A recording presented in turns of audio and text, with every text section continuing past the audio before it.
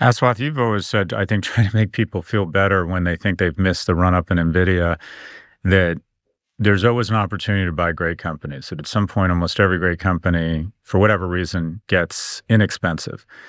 It strikes me that there's been a transfer of value from Alphabet to OpenAI and to Microsoft, as Alphabet has been perceived as flat-footed. So one, what companies do you think there's opportunity in? And two, do you think Alphabet would fall under that theme? I think Alphabet actually, outside of the search box, it has amazed me how inept the company has been about all of its other stuff.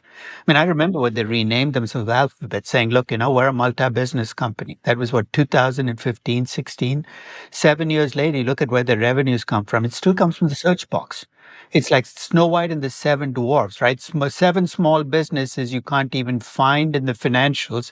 And so there's something in the company, I think, that gets in the way of them taking what they've built. I mean, because I'm sure they have great ideas in the company, smart people.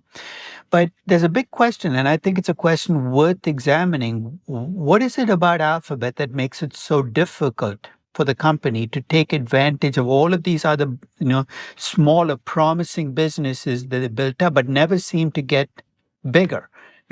I call it the sugar daddy effect, which is if you're a startup, one reason you succeed is desperation. You know that if you don't pull it off, you're not going to make it through the next quarter, the next year. I don't think any of Google's businesses, and I'd include AI as one of its businesses, has enough desperation in its DNA because they've all been trained to expect a sugar daddy treatment, $1 billion here, another 2 billion, 3 billion. Maybe that's getting in the way of development. So maybe they need to kind of restructure in a way that makes their AI business a little more desperate about the future, makes it more urgent for them to develop. Because I think part of what the market's punishing them for is a lack of urgency. But among the big tech, it is perhaps the most reasonably priced one because the market seems to be pricing it still as a search engine that'll never figure out a way to make money on these other businesses. And that could be fixed. And if it's fixed, I think there's a potential